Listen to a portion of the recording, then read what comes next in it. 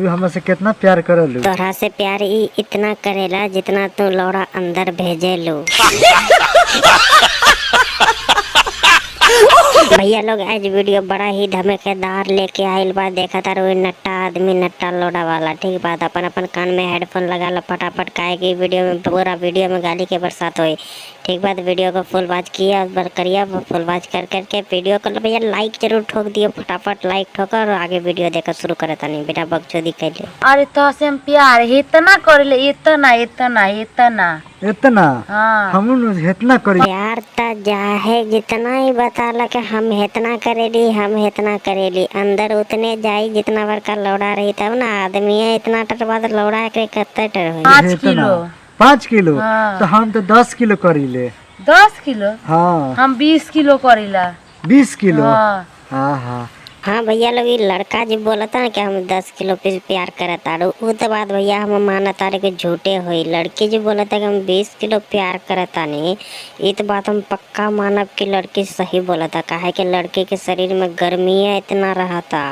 भैया लोग तो जो लड़की के मजा ले लो हो भी है, तब तोरा के तो पता ही होते कि मजा कितना रही लड़की के अथी में पकड़ के दाब दे कर कराए के। सुना ना, हाँ। हमके बियाह कहिया हुई? अरे तू टेंशन मत ल, अब की जो लगन आवता नु हाँ।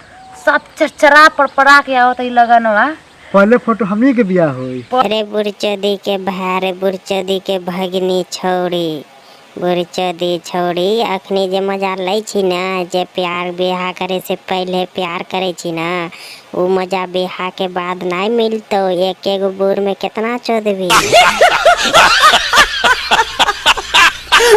भैया लोग तोरा सबसे एक सवाल करता, चाहती वीडियो को छोड़ा देखा था या छोड़ी देखा था? एक बात बताइए, छोड़ा छोड़ी दोनों कमेंट में बताइए कि एक बात बताव, ई जे एक मौगी जे रहेला जेकरा से शादी करेला ओकरा करते करते थक जाला ना, मन भर जाला, तो जैसा लगता कि दोसर नया नया मौगी या नया नया छोड़ा से करवाइए। पर तोरा के मन करता कि ना करता? कमेंट में जरूर बताइए। पहला काट हमनी के छपाई। हाँ, तो सबसे महंगा डीजे बांधम। सबसे महंगा सबसे महंगा डीजे ला करके लौड़ा उखाड़बी। मजा तो तू अखनिए सब ले ले बियाह के मजा। बियाह में जो स्वागरात होवेला ना, रात के मजा, ओकर मजा ही कुछ अलग होवेला। इस सरवात अखनिए मजा ले बा।